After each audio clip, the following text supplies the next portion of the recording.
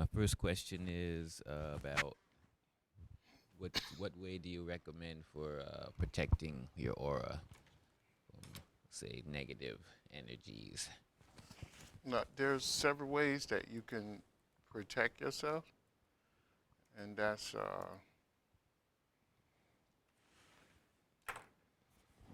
through knowledge, understanding. Because with the right knowledge and understanding,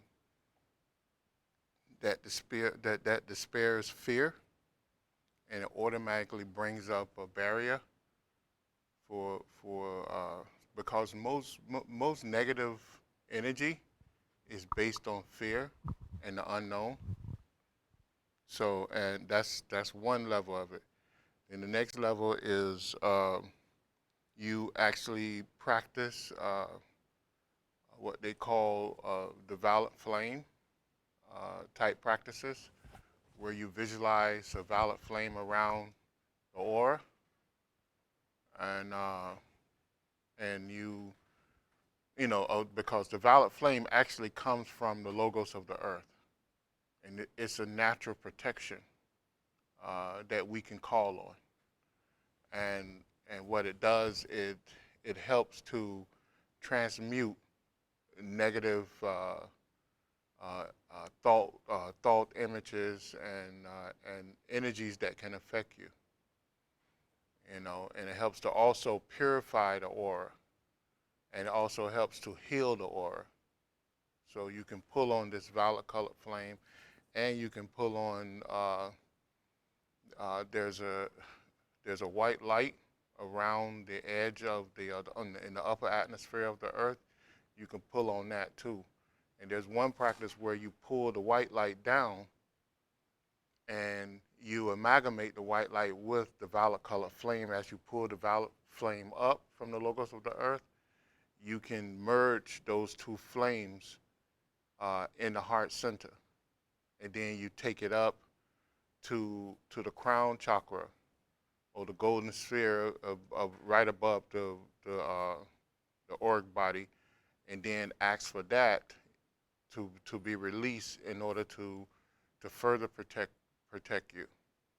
And that's like something that's really above your superconscious state, but it releases a protection along with the violet flame and the white light. And those things, if you practice it daily, you'll actually feel it around you, and you'll begin to repel nonsense. You know,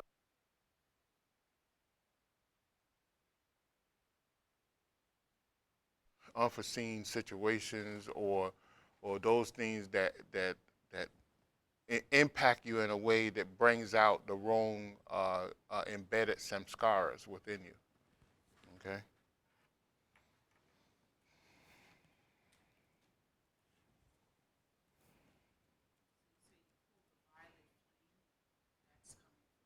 The logos of the earth. Yeah.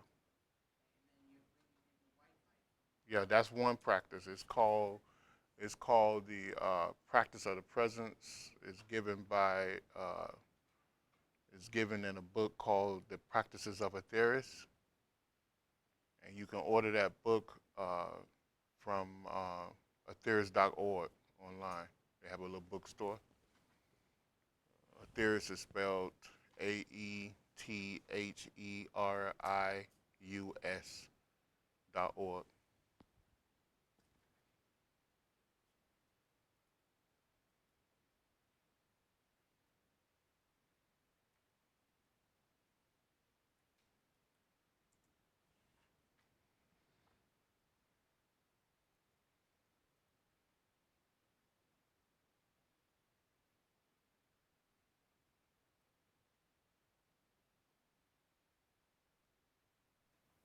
So that's the you can read the practice. I think we gave out diagrams on it.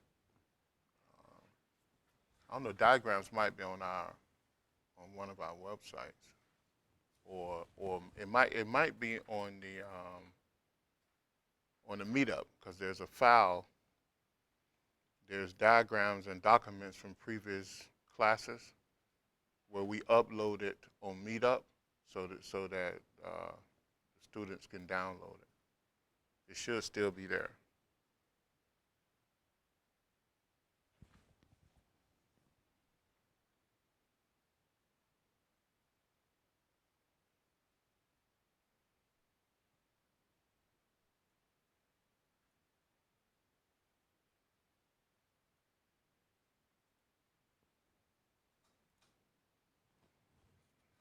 So no more questions?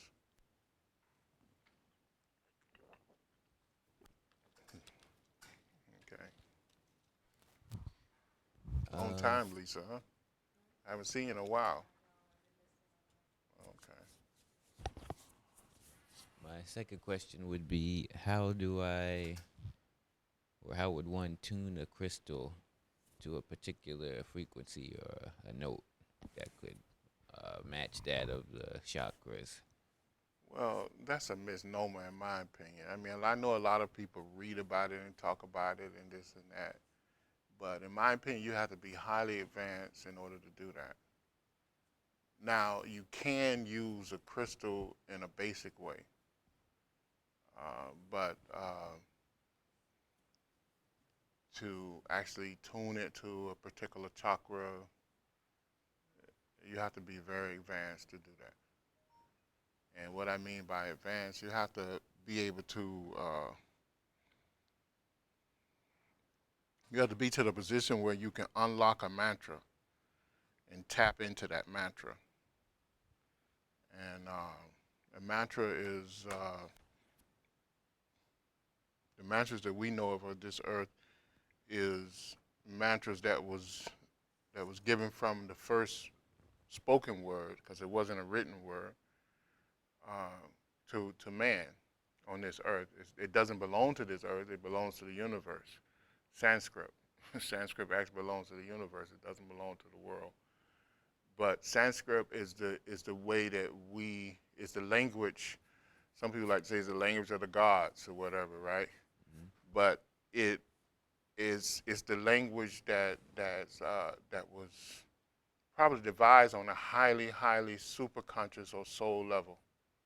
And it's a language that creates, that molds energy, matter, anything in its way, and it's guaranteed. And it's a correct sound vibration to move mind to manipulate energy and matter. Okay, that's what Sanskrit does when properly intoned.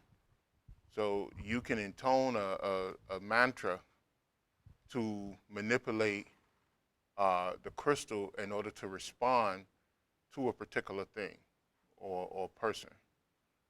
But you have to be able to intone that mantra properly. And how do you intone the mantra? How do you intone the mantra? You chant the mantra thousands upon thousands upon thousands of times on a daily basis until the mantra begin to live within you. And when the mantra live within you, then you'll know, because you'll unlock the mantra, you'll see the key within the mantra, and then you'll begin to manipulate energy, the elements around you, you know, and you'll be able to radiate energies of different levels. And at that point, you can either place energy within a crystal or a particular cloth, you know, or anything, and in order to be released to a particular person, place, or thing. So now, on a basic level, we can use a crystal to concentrate and enhance our energies. You know, people do that all the time with healing. They may take a crystal, and usually when they do that, they don't let no one else touch that crystal. That crystal become theirs, and no one touch it. And then they use that crystal to push the energy, to pull the energy down through their body from the cosmos into a particular chakra, and then out their hands, out into the crystal, into the person. Now, but that's different from what you were saying, and toning that crystal for a particular chakra or whatever. Okay.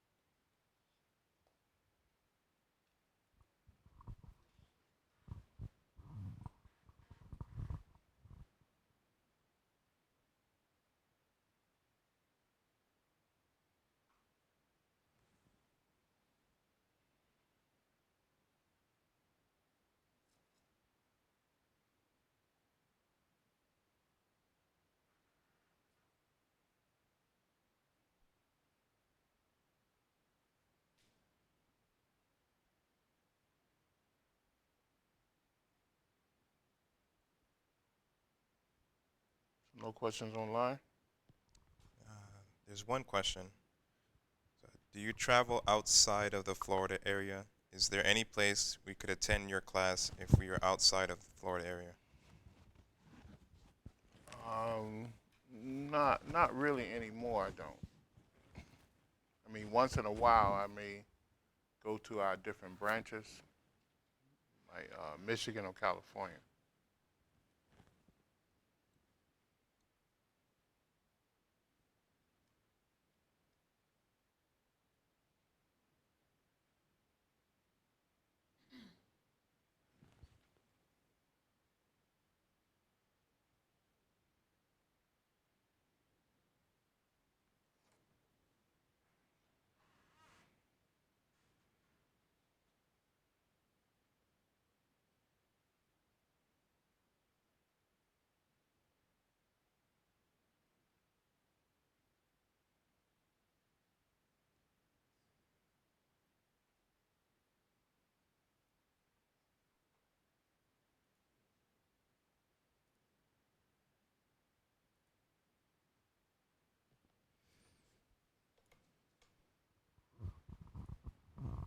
I have a question. Hmm. I came across a group that believes that the animals and plants and everything in nature is just a prop, and that only man has souls. What's your what's your spit on that? Mm.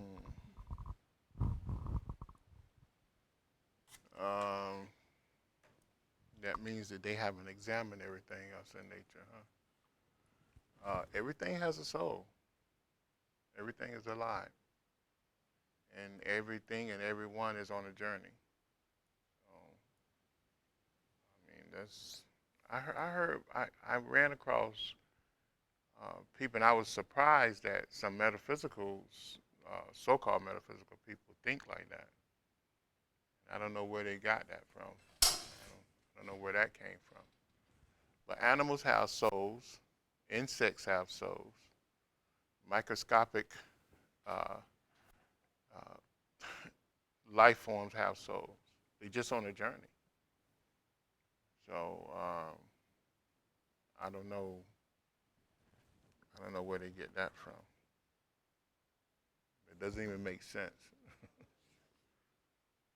You know, if everything came from God, then how can it not be alive? If you believe in God, I mean, how can it not be alive? So it doesn't make sense.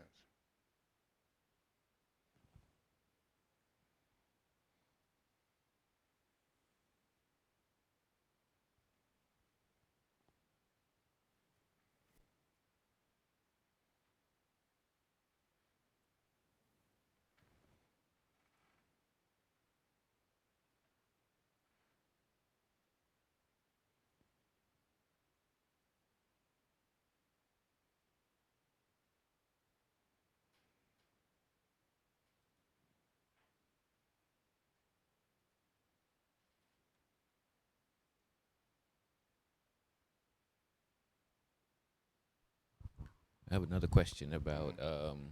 what do you know about the Hebrew language?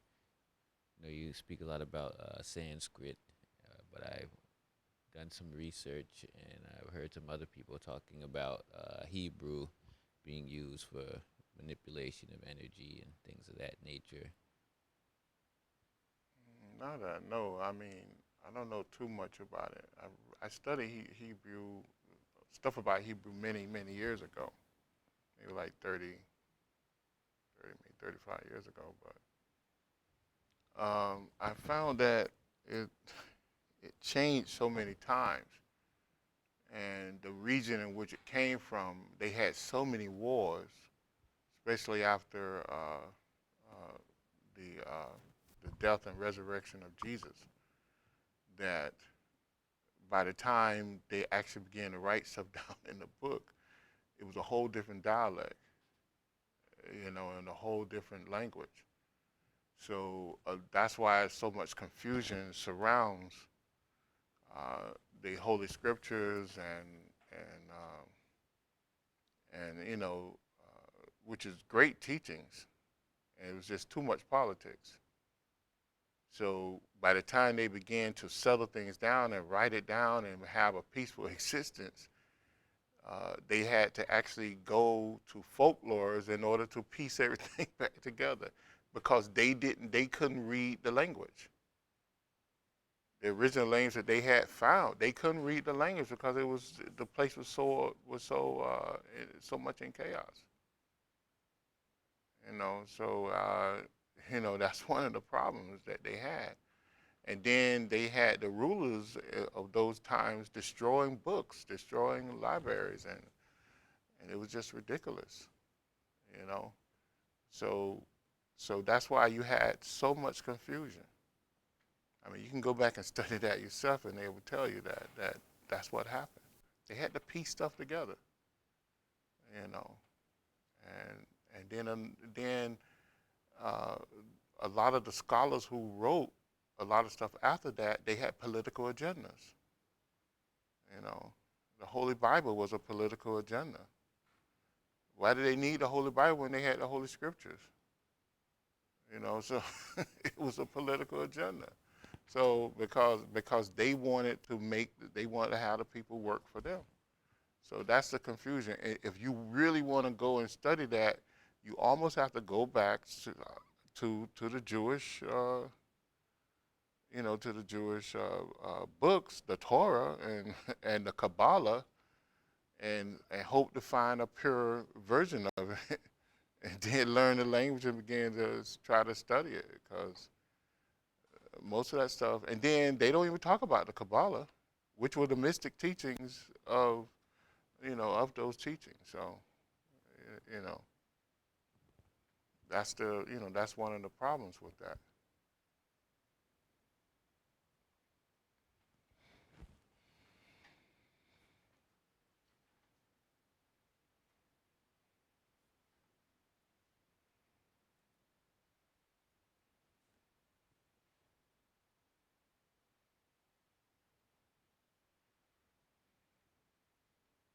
Okay, and another question. Hmm. Um, do you think that a pyramid could be used to kind of aid or enhance the unlocking or the unblocking of the chakras?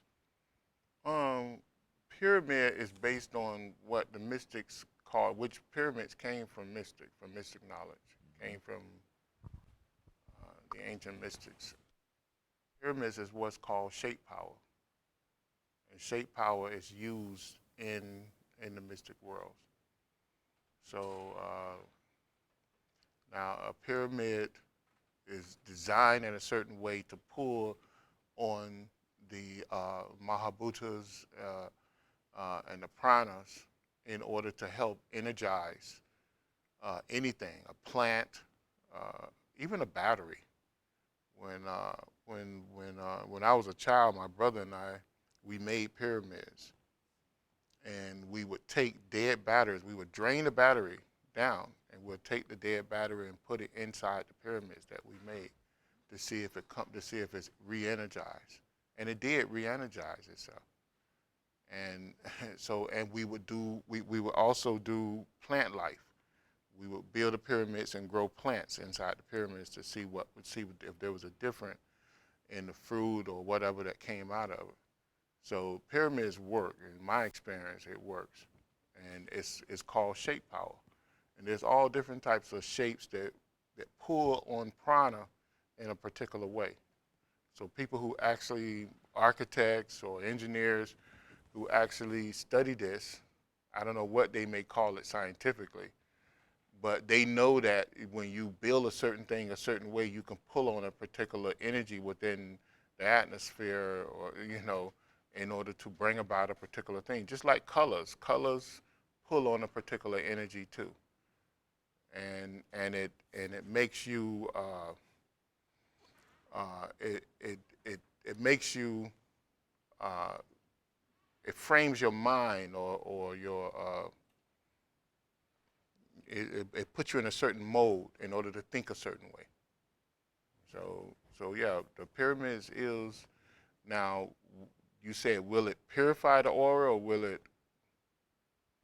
It can energizes the aura. Right. I just meant, could you use it as a tool to kind of uh, just aid you in the process of unlocking the chakras, opening them up? Well, no, that's not going to unlock the chakras, but it'll energize the aura.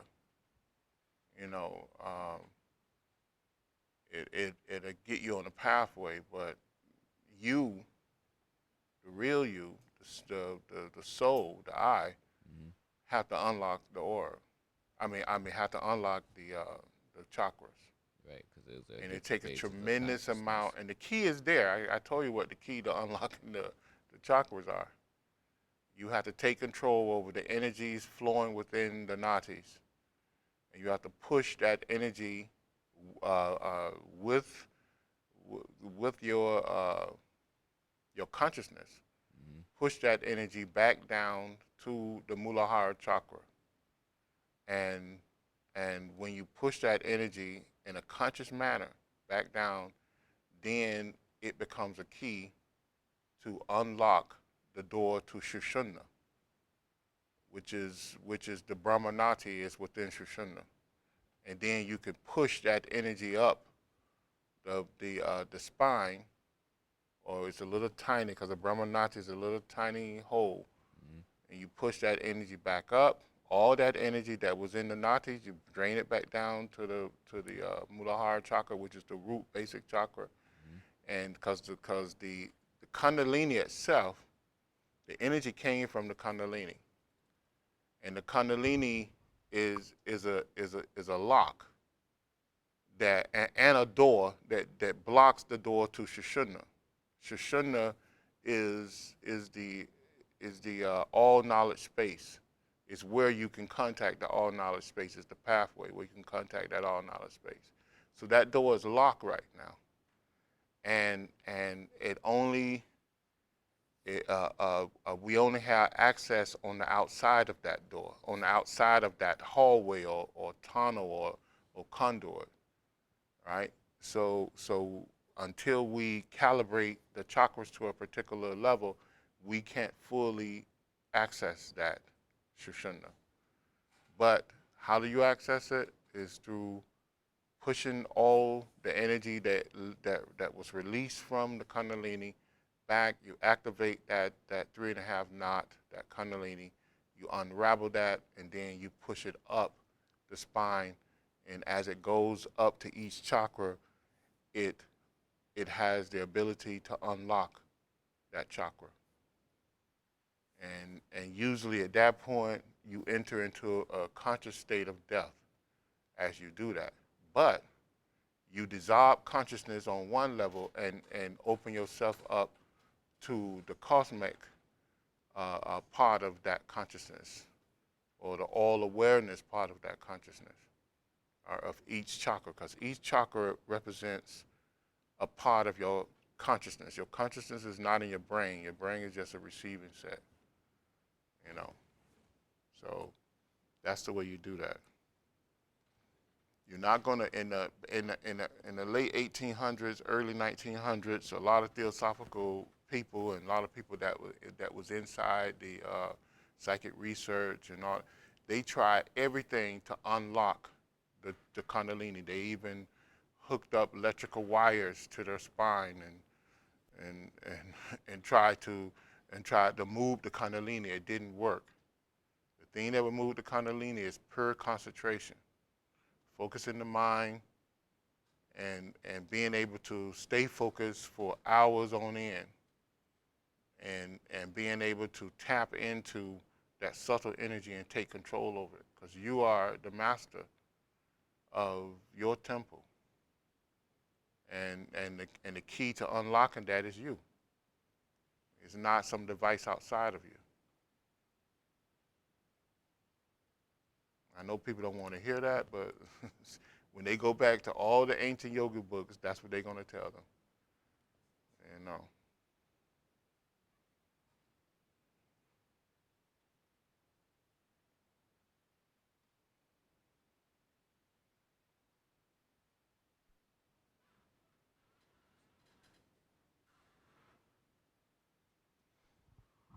So you mentioned the shape power. Is there any resource that you could recommend I'm that we sure there's can? books out there. I know there was books on shape power back in the 60s and 70s. I haven't seen too many in the 80s, 90s, or 2000s. Mm, I remember as a child, as a young, teenager studying that stuff. There was many books out there on it. So you might have to go back to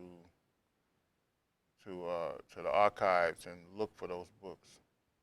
You know, okay. if there are any now, it might come from, I don't know. I know a couple architects that used to come to this class. They were heavily into it too. They were researching and even building some buildings which they thought uh, tapped into that, which they were heavily into shape power. Yeah, I mean, who was that? That was Benjamin Banneker who did the civil. He was into shape power. Yeah, he was into shape power. I mean, you can go there. I went to Washington D.C. and I lived there for a minute, and you could see how he did that, and that's all shape power. That's why it has an effect on you when you go there the way it do. Yeah, yeah. And some of those around the country, some of those museums and that or memorials is all shape power. Because you go in there immediately, you feel a shift. You feel a shift of consciousness and a shift of energy, and without anyone even saying anything to you about it. So that's how shape power works.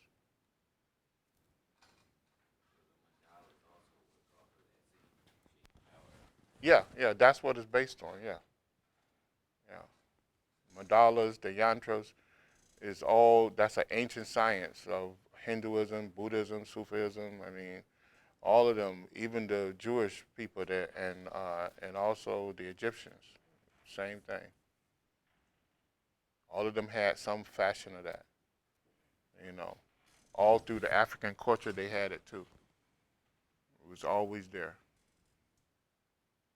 So they would create the energy, they would pull on the energy with the shape, and then afterwards they would dissolve it so that it had no negative effect on so that no one can misuse it. And that's why you see them did that. If they put a permanent structure up, then they protected that structure. And especially in Africa, they would have someone always protecting it, and it would be a lifelong thing. It would be generation after generation after generation that say they would protect it. You know. Question online. Hmm. Is it true that there is an optimal area for each person to live in for you to receive the most energy? Yeah, I think that's true. Also, we don't always find ourselves there, but I think that's true to a certain degree.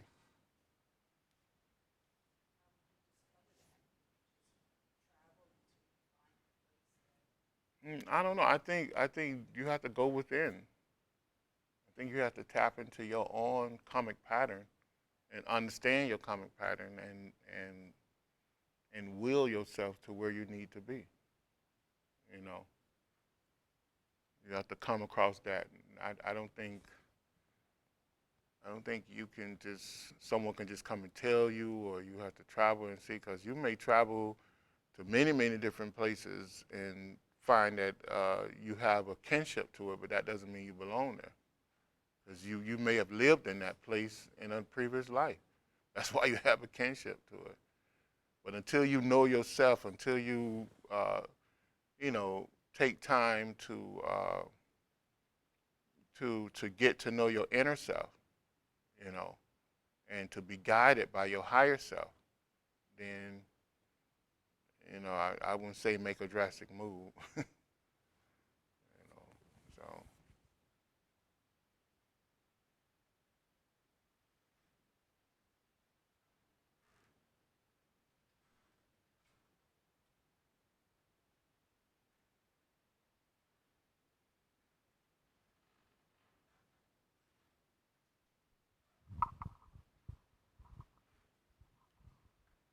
wanted to ask if it was published anywhere, the dates and times that were auspicious for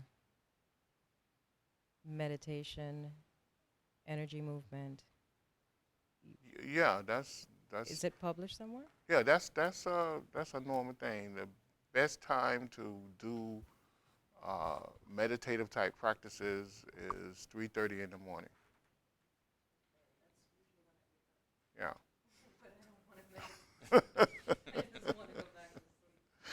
Well, 3:30 in the morning, between 3:30, 4:30 in the morning, those are times, and then another good time is midday, and sunset and midnight.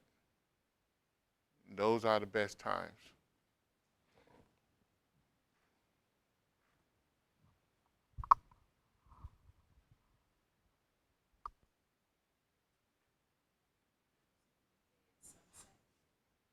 Yeah,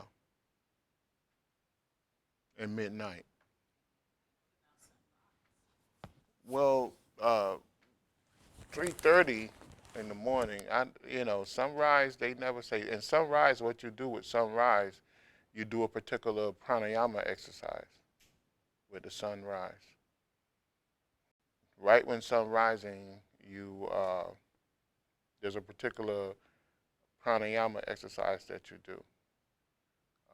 There's a book called that same book I just mentioned, The Practice of a Theorist. They give a morning, noon, and uh, and sunset pranayama exercise that you should do. You know, so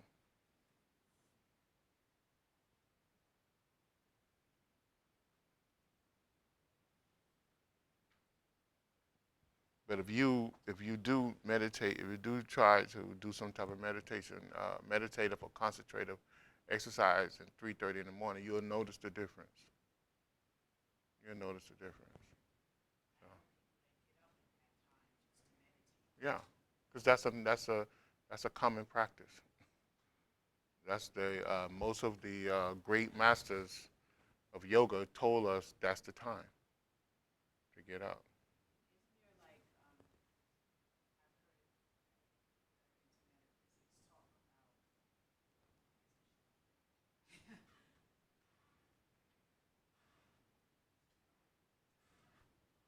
Yeah, I've heard people that are into metaphysics speak about the stillness Hmm.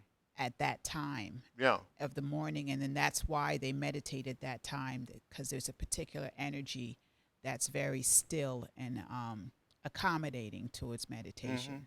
Hmm. That's what most people report at that time. You said report?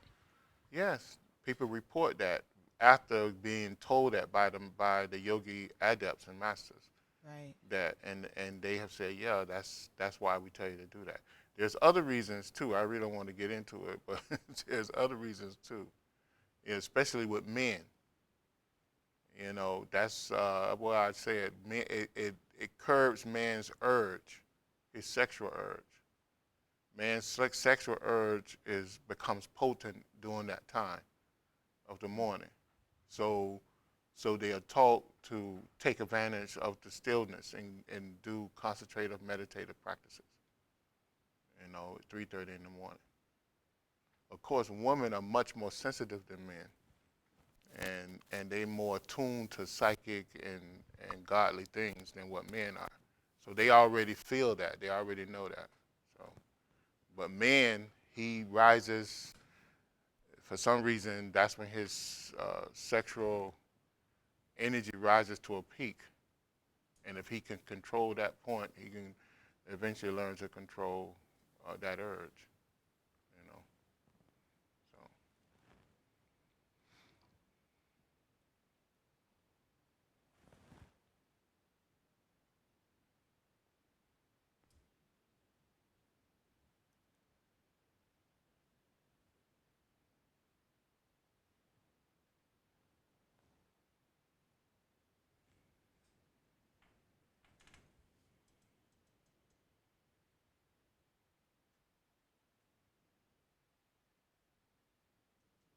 I have a question about using singing bowls. I know you speak about using the mantras, using the sound vibration in that way. What's your take on using singing bowls? That's a technique they use. So all that is a technique, to my knowledge. There's no magical power to it, though. It's just a technique. Uh, I know they usually do that. I seen it did a lot with the AUM, mantra, and or the OM mantra, and because it helped them to see if they curbing the tongue just right, you know, because when you chant the AUM, you start you take the tongue and curl it all the way back to the root of the mouth for the A, and then for the U, the tongue should be straight up like this, and then for the M it should be out like that. So a lot of times in the beginning they would take a bowl and use it to see if the sound, to understand how the sound is making, if the toneness, if they use the tongue correctly. Because if you're not doing that while chanting that mantra, then you chanting the mantra incorrectly, and you're not tapping into the full power of the mantra. Okay. Now the significance of that is that the tongue is one of the few physical organs that's connected to Kundalini. Okay. The Kundalini power is connected to the tip of the tongue, right? And so when you speak, you actually speak with the power of Kundalini. That's your Kundalini power.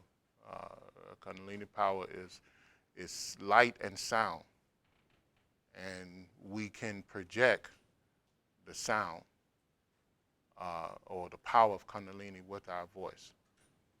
Okay, so when you intoning a mantra, the way you speak that mantra is very important because of that, because you're using the power of Kundalini to do that. All right, and that's another reason why that we must curb, we must, as your knowledge grow and understanding grow, and as your ability to manipulate the great cosmic energies, you have to be very careful about what you say, what you do, and how you say it, because in your knowledge, as your knowledge increase, your Kundalini, the flow of Kundalini, the free flow of Kundalini within the body increases too. The capacity of that Kundalini increase. If you blink your eye, you're using Kundalini. If you move your hand, you're using Kundalini. When you walk and talk, you're using Kundalini. Kundalini is very effective when you speak. So you have to curb what you say, how you say, and who you direct your voice at as you develop yourself. Because if not, you can actually kill someone with a sound. So that's why the first lesson in the limbs of yoga, in the 8 limbs of yoga, is control. Control your thoughts and actions, yama. So that means control your thoughts and actions. The next lesson is curb your thoughts and actions to the will of God. Be observant, which is now yama.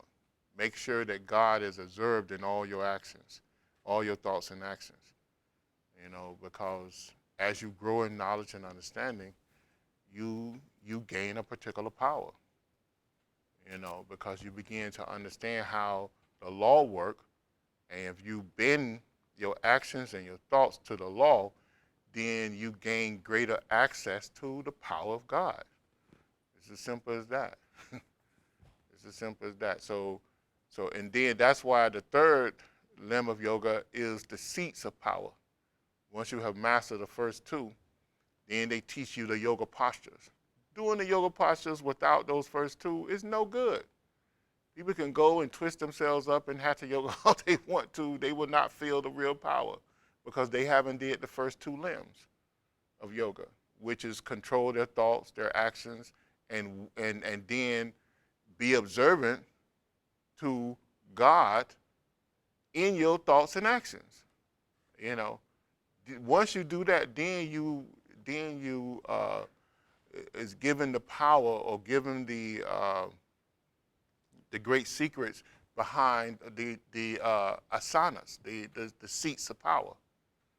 You know, and then after the seats of power comes the fourth limb, which is the correct breathing, because now you can breathe in the energy and control the energy. Because why? Your thoughts are being controlled.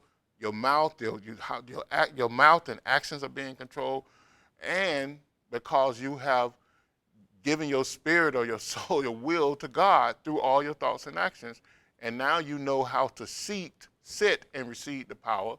So now they show you how to pull more energy in to use in the other three actions. And then the fifth one is remove your senses, be able to withdraw your senses into the body, so that you can get to know the body. So in other words, when need to, you can cut the world out, the outside world out. You can withdraw your senses, and now you know. Be still and know what? Who knows, huh? Ye are God. Ye are gods. Because God lives within you. God is you.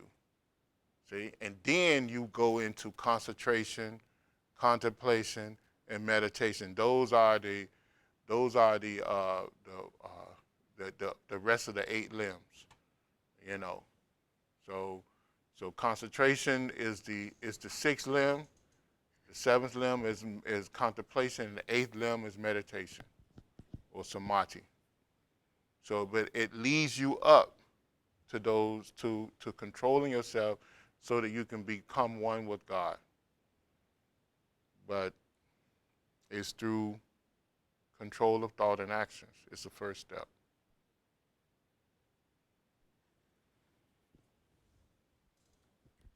Those books you have on your website, are those the only books you recommend, or are there more books? No, I don't recommend all those books,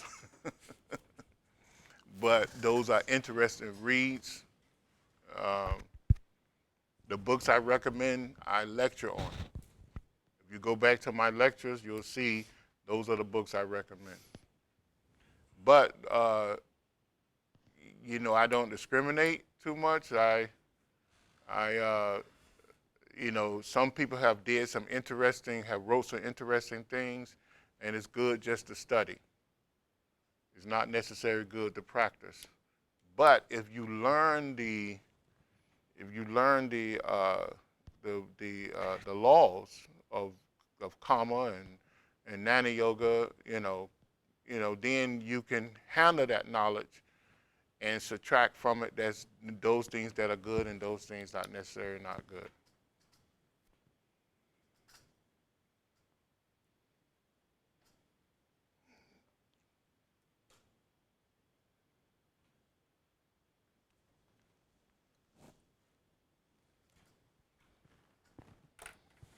I think we released a. I don't know if it's on the website, but I know it's on the meetup. We released something called Books That We Recommend. And remember the pamphlet we released? Mm-hmm. And I think it's on the meetup. We gave a list of books that we definitely recommend. Yeah, recommended books and authors. Yeah. So it's on. I think it's on the meetup. You can download it. If not, if those who wanna, just email me and I'll email you a copy of it. But I don't think it's on the website, but I think it's on the meetup. It might be on the website. I don't know.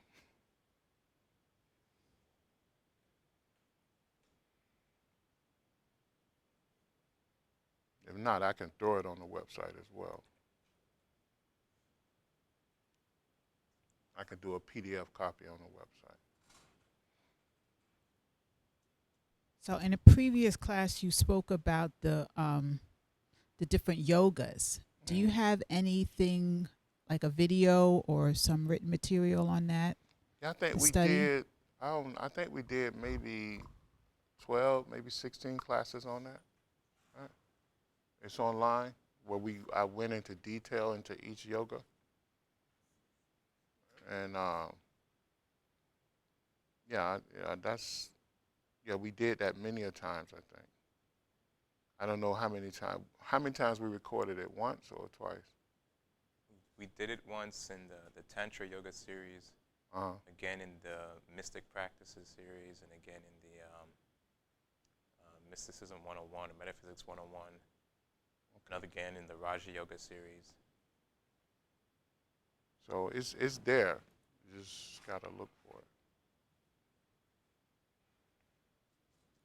I had a question about concerning the unlocking of the mantras and all, Mm-hmm. and how does that affect the soul? Or I'll put it this way: let's say I were a monk in a past life, and I practiced the mantras, and then when I reincarnated into this body, does that raising of my consciousness carry over, or does it not? Yeah, it does. It does, but that doesn't. Um,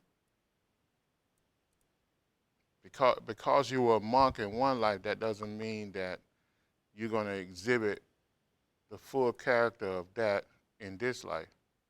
Because the goal of the soul, might add a different experience in a different environment in order to help advance your overall perspective.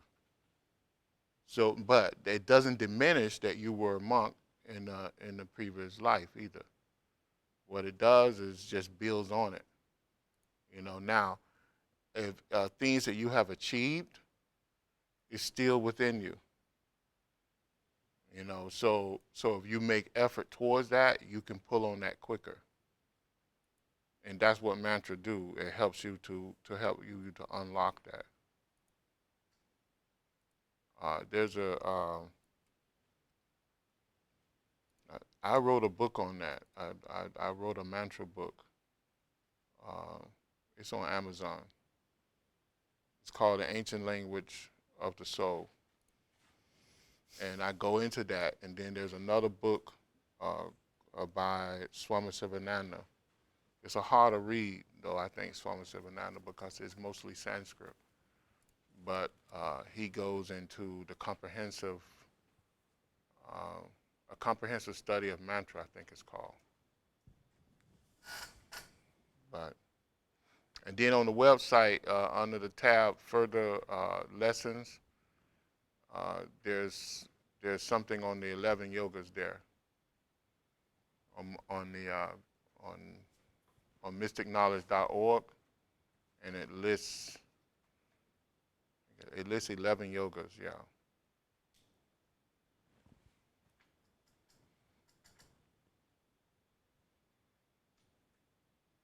Really, it lists 12 yogas, I think.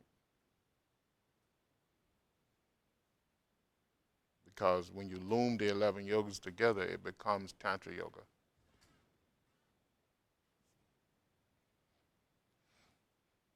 And then there's also books there too, that's attached to those 11 yogas.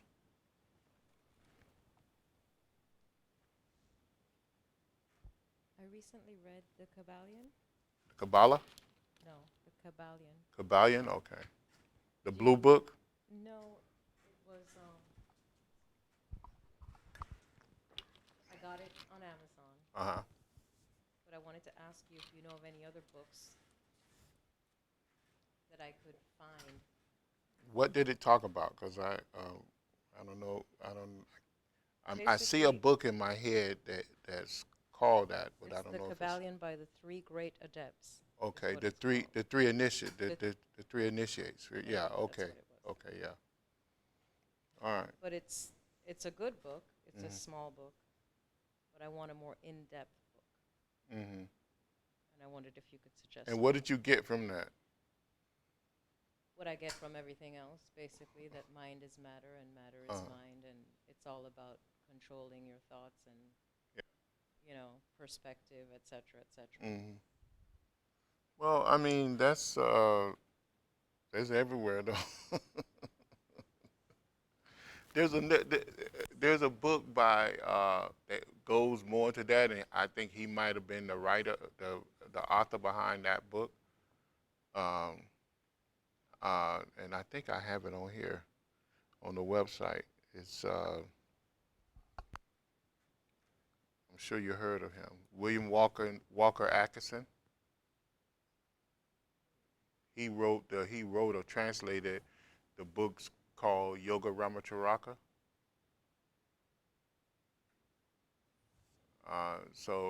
He's famous for the Yoga Ramacharaka books, which were Science of Breath, the 14 lessons, and the 14 lessons in Advanced course. in yoga philosophy. Yeah, advanced course in yoga philosophy. Uh, Raja Yoga, the series of lessons in Raja Yoga. I have all his books, or at least not all, but I have a lot of his books on the website.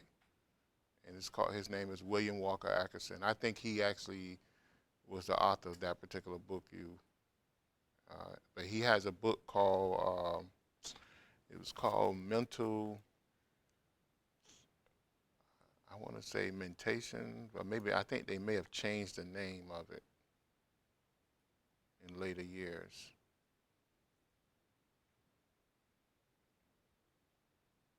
In later years, they may have changed the name of it. But I think you'll find interested the 14 lessons in yoga philosophy and the an advanced course in yoga philosophy and Oriental occultism, and also the series of lessons in Nana Yoga. And you can download that from our website. And it was he wrote a lot of other books before he came into himself, and which later on he regretted doing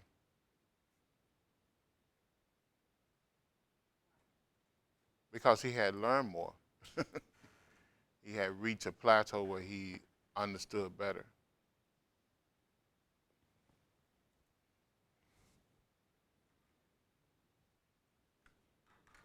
There's another writer too. I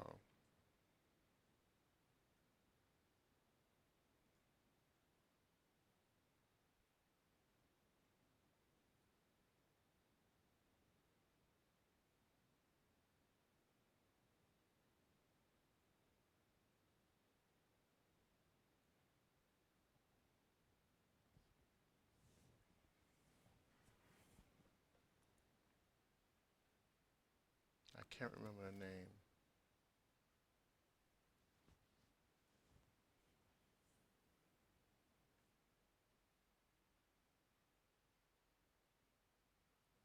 I can't remember his name. I can't remember the name of the book, but I'll think about it. I'll send it to you. But yeah, but try those books out because I think that's the same author. I think it's the same author. And I think they were published actually from the Yogi Publication Society. If you look on that, because I think they house all his books of different because he used different names to write books from. You know.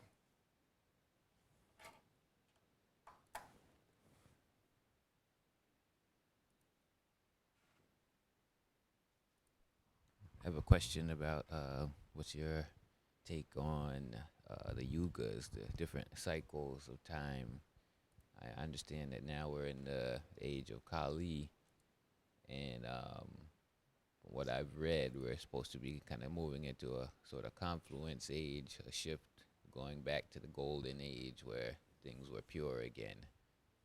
So I wanted to know what your spin I is on did a that. lecture on that many years ago.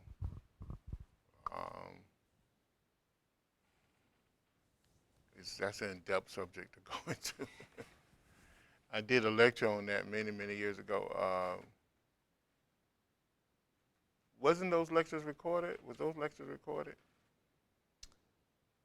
If they were, then they were on that handheld camera. The Uh, audio's terrible and the video's terrible. but if you put an earphone to your head, you'll Hard hear to it. hear it. Yeah. It was, I did a lecture on that. There's a lot of misnomers about that stuff. And uh, just go back and listen. If you have any questions, then come back. So, because,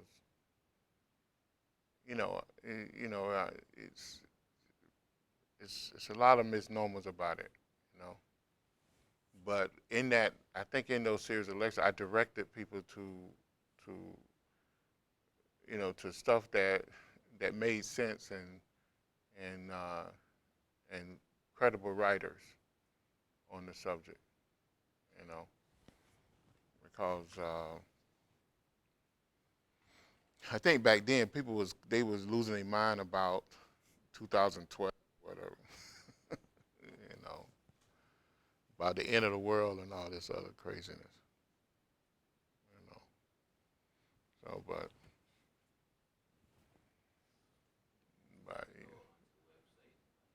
yeah, yeah, you can go to the YouTube channel and find it. It's there. And that was I think that was back in 2011 or 2012 when I did it. I think.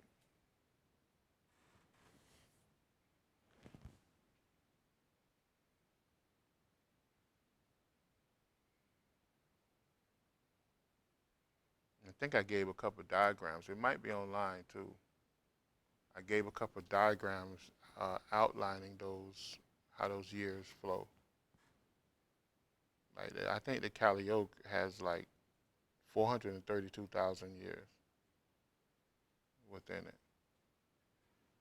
So I don't know how we shifting into something else when it only started 5,000 what? Started like 5,000 some years ago, I think, 5 or 6,000 years ago. So I don't know. I don't know what we shifting into.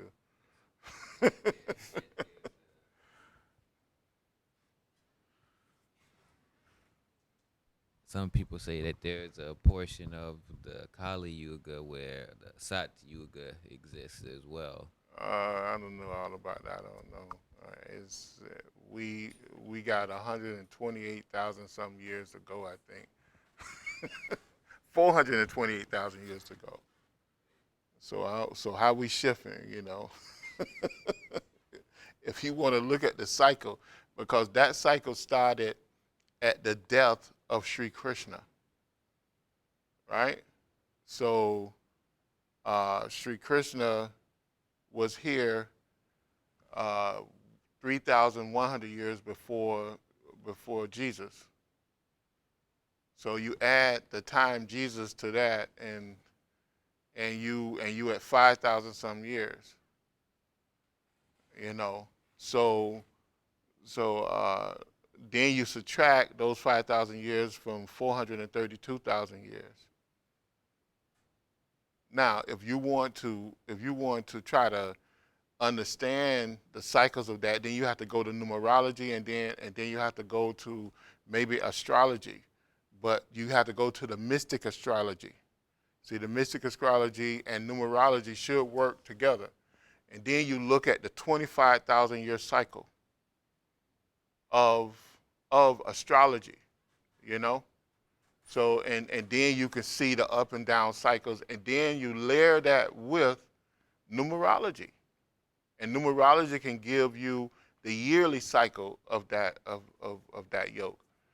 But and then maybe you could see the peaks and downs and whatever. But I don't think that to my understanding of it, they don't overlap like that, because when this cycle, this is a dark age cycle, We got 432,000 years of a dog age, right? So, so now, in order to understand that cycle, what people have did, they have went back to astrology. Now, astrology is only mapping out the 25-year cycles of the Pisces age, the Aquarian age, and stuff like that, because they actually last 25,000 years.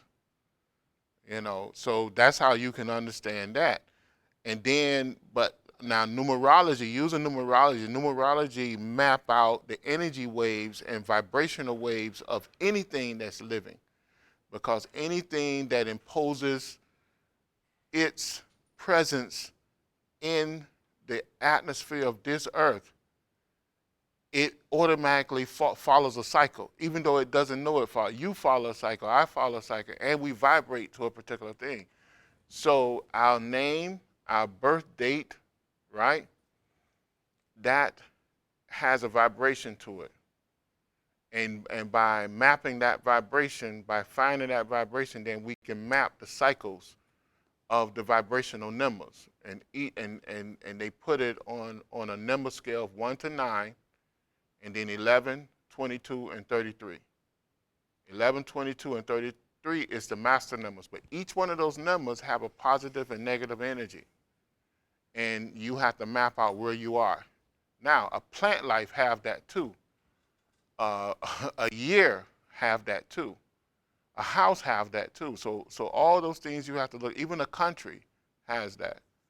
So all of that have to be taken into account.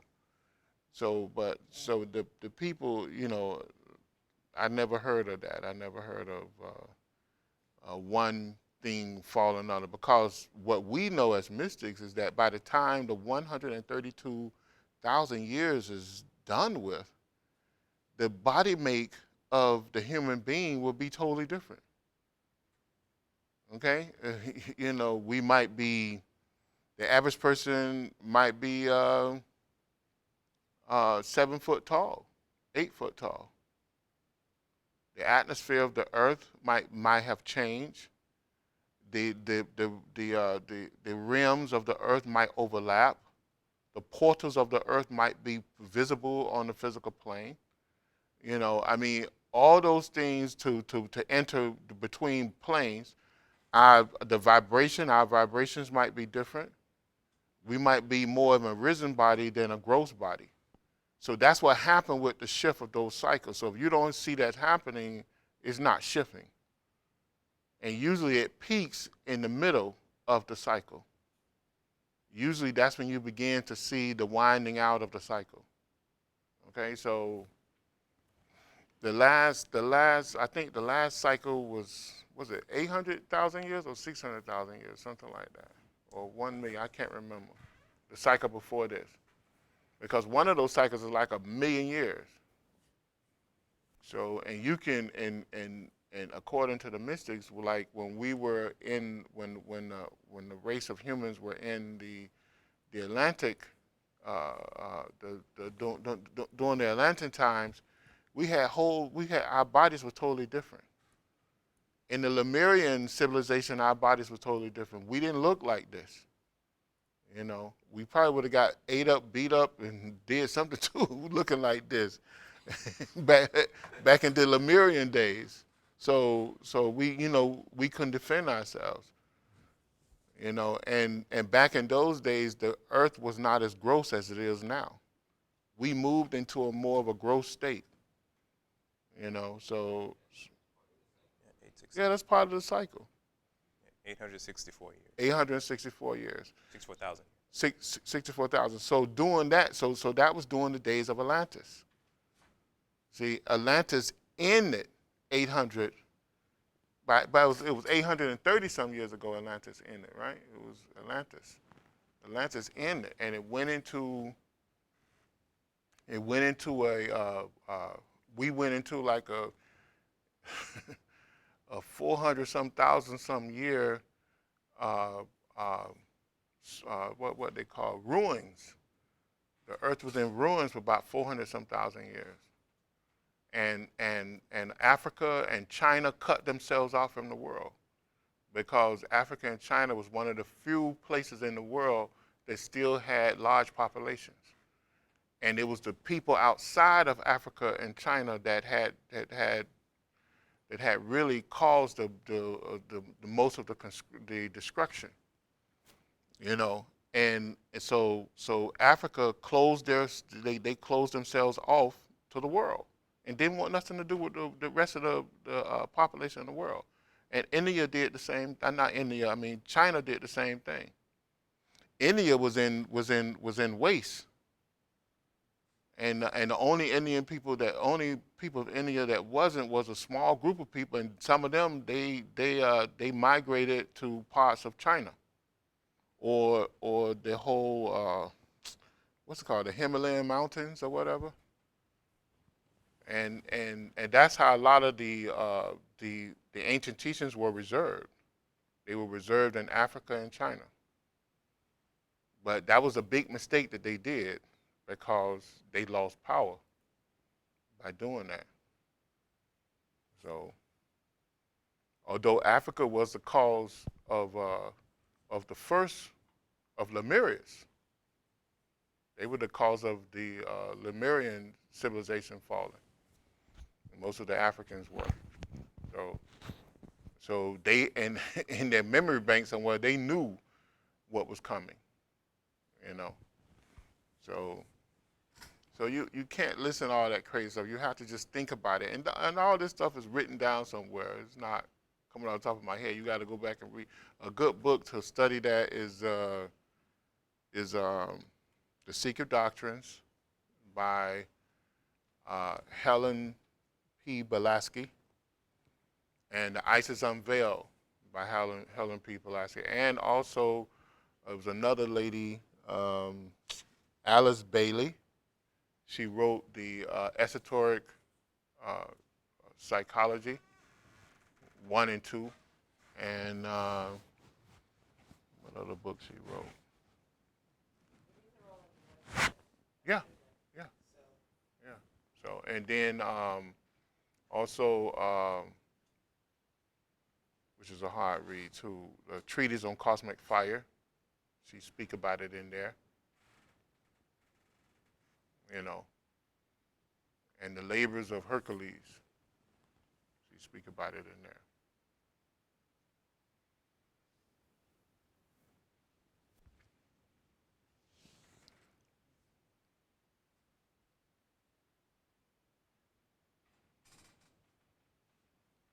Have you ever done open-eyed sanyama on akasa or space?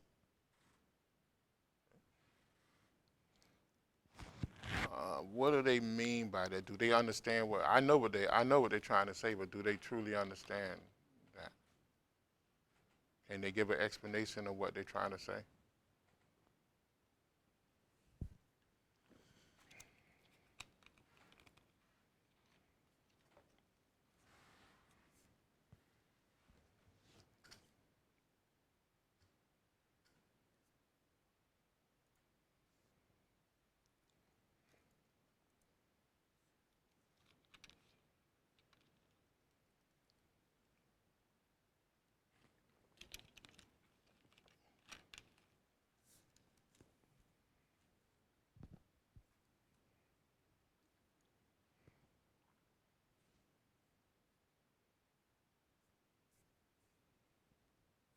Well, speaking about numerology, Mm-hmm. why is it taboo to calculate your time of death? Wouldn't that information be beneficial?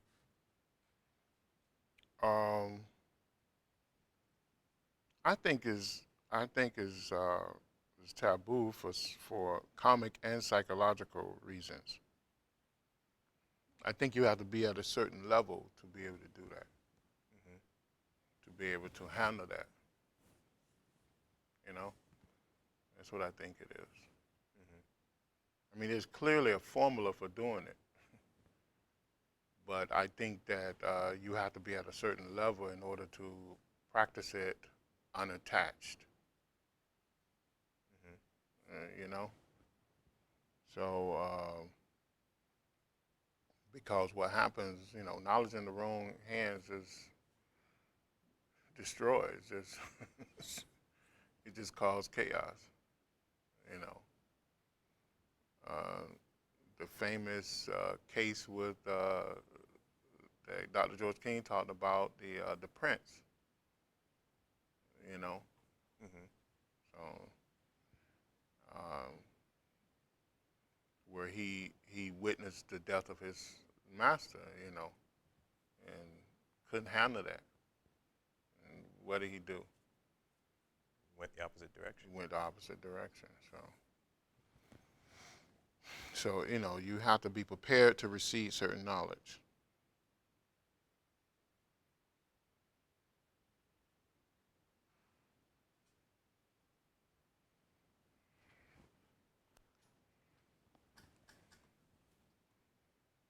Any other questions?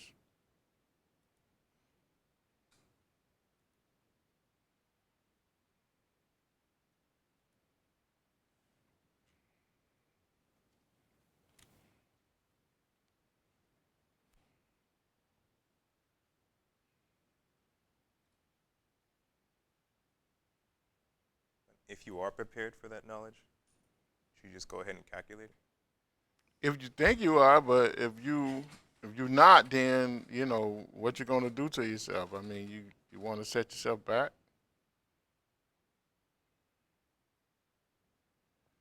It's up to you. I mean, if you think you had the answer, you think you had a formula.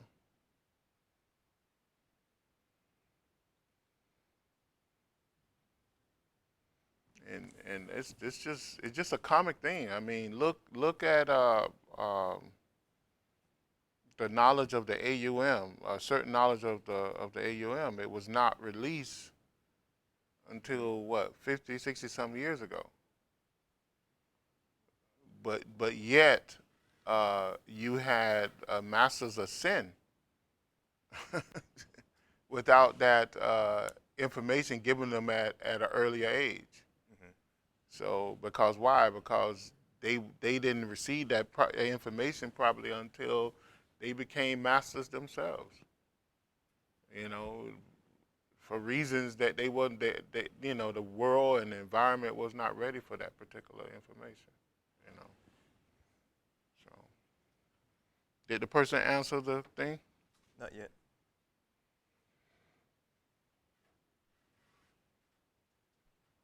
So this is actually my first time hearing about the AUM in reference to the Om. What's the Don't Don't difference? say it. don't say it. What's the You're not difference? supposed to pronounce it. Okay, Okay, don't don't do that. What's the difference? right. One is a derivative of the other. AUM, all mantra come from the AUM, from the sound. The AUM is a creative sound vibration. And all words, all mantra come from the AUM. All sound come from the AUM. And the OM is a softer version of that, you know, and it's used to start something, end something. It's used to unlock other mantric words or whatever, or to balance other mantric words as well. Okay, so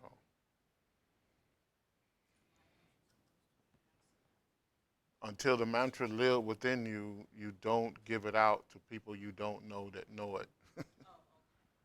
Okay, once it's okay to chant it, yeah. It's you know, but don't go in a public place and chant it when you don't know the people who do it. You chant that in private, or you chant it with a group of people that already know it. You know, and you should be properly initiated in a mantra, and that's where the power of the mantra actually comes from when you properly initiate it.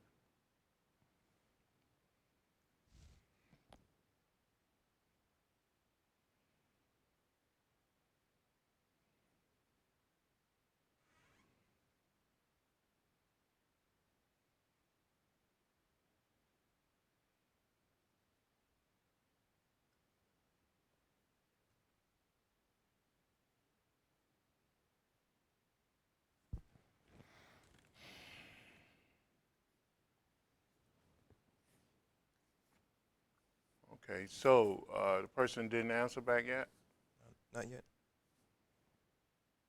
Well, I don't want to leave it hanging there. I'd say this: a sanyama is a highly contemplative uh, level of mind. It's a level of contemplation and borderline in meditation. So uh, that's what a sanyama is. Most people don't. I just want to know if that person really knew that. Uh, and then you could take a samyama on a particular. In fact, once you reach a certain level, what you do with sanyama is that you sample everything in order to build your ability to do a samyama. In other words, let's say concentration is when you take the mind and concentrate the mind down one particular track and you don't let the mind alter. If you pick one subject to concentrate on, that's your world. That's what you concentrate on. And you practice until you can do that for long periods of time. In practicing concentration, you will graduate up to what's called contemplation, right? And in contemplation, when you focus in your mind on a particular thing, and you studying that one thing, you study everything about that thing physically, right? Then what will happen? You will begin to pick up the mental vibrations of that particular thing. That's when you entering into the level of contemplation, right? So that means that after a while, you not only tap into the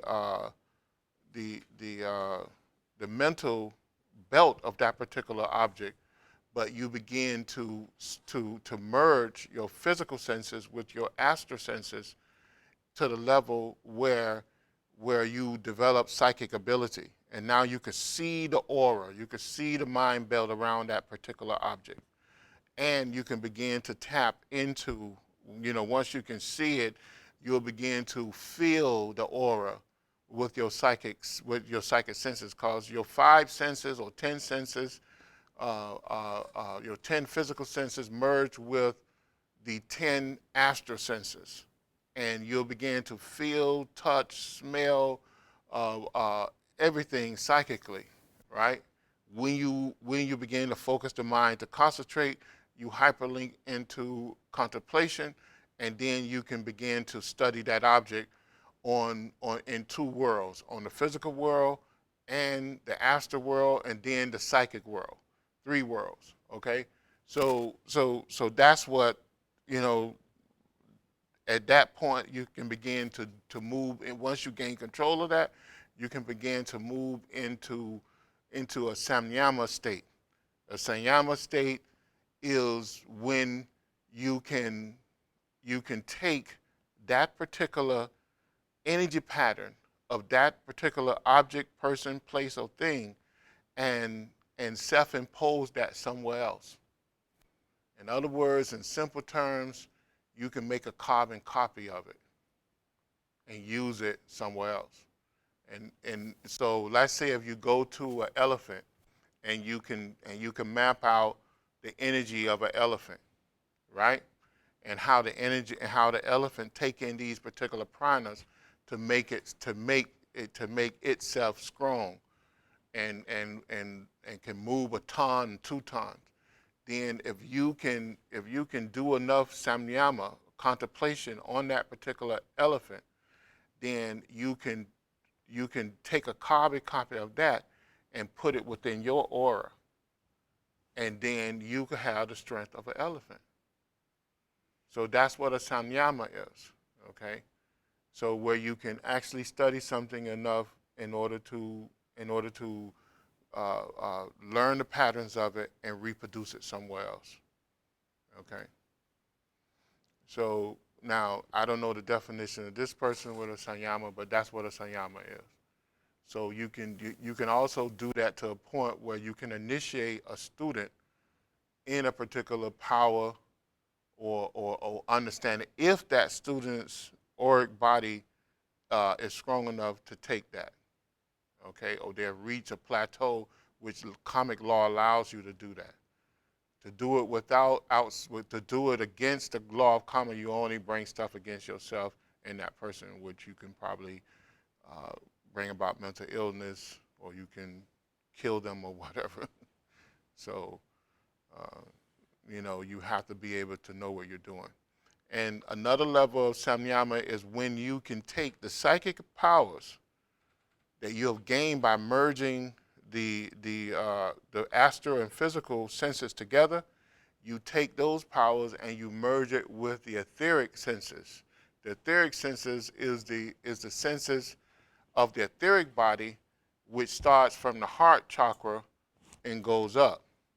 Okay, so you can, once you have controlled the lower senses, then you can go into advanced psychic sight or advanced contemplation and slightly meditation, where you merge your senses with your psychic senses with the etheric senses, and you have advanced clairvoyance, advanced telekinesis, advanced psychometry, advanced projection, okay? Conscious projection, mental projection. And you're at a different level. Now you can look at things further. I mean, you can look at the pattern of something that goes back, 50 lifetimes with that particular object or energy. Okay, so that's the difference of samyama. All right. How long we been here? We are going on 1 hour and 28 minutes. Okay, so if there's no other questions, then we can close out. And and for the future, if anyone wants to, if you want a particular subject to be spoken about, because I haven't really did the classes up. Did we do the classes up for this year, or there were suggestions, but we didn't finalize. So if you want me to go over a particular subject, then you can list that, and then I will do a class on that for this year. So you can do that. You can email us uh, those suggestions. Huh? Did we finish Mystic Prayer? I think we finished it, didn't we? Yeah, we did. I'm going to release the book on Mystic Prayer sometime this year, because the book is finished. We just need to do one more chapter, I think. I just need to go over one more chapter, and then I release it. I publish it. Mystic Prayer was included in the Mystic Practices series, but I think that one is open. It's open. The other classes where we gave out specific mudras and mantras, those are, they're not private, but they have to pay for that. But I think the prayer class is available. Yeah. I think we did a couple prayer classes and demonstrated a few.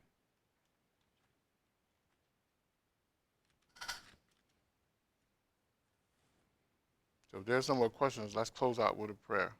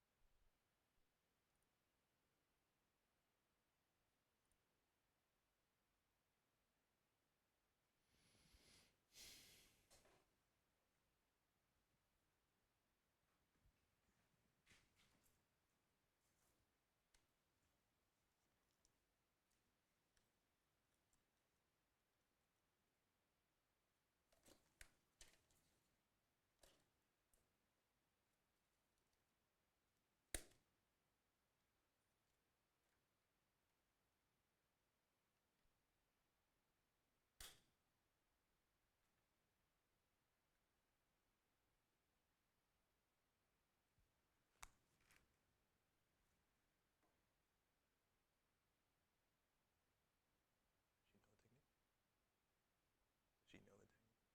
Can you explain it? Technique? Can you explain the technique to me?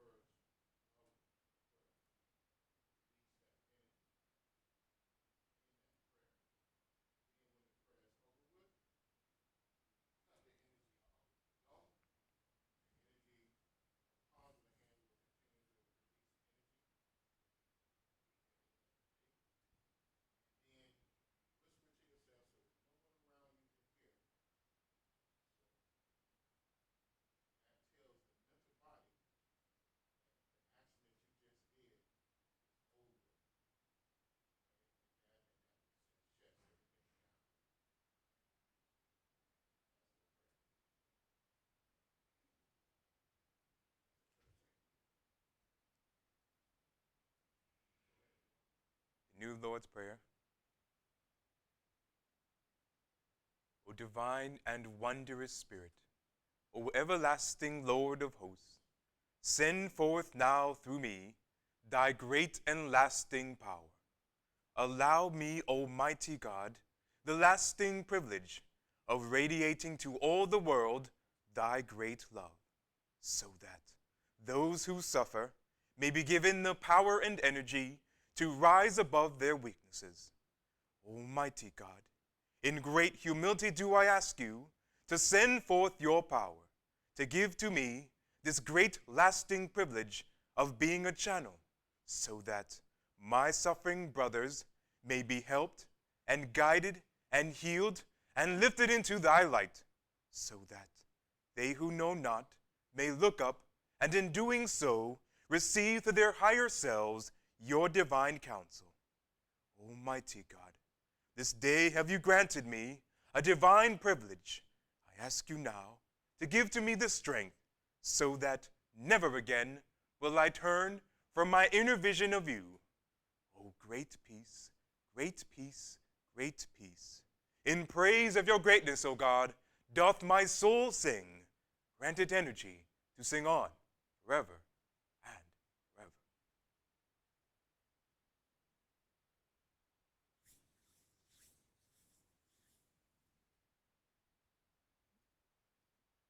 Thank you for watching. See you next week. And yes, I will post this video next week, Monday.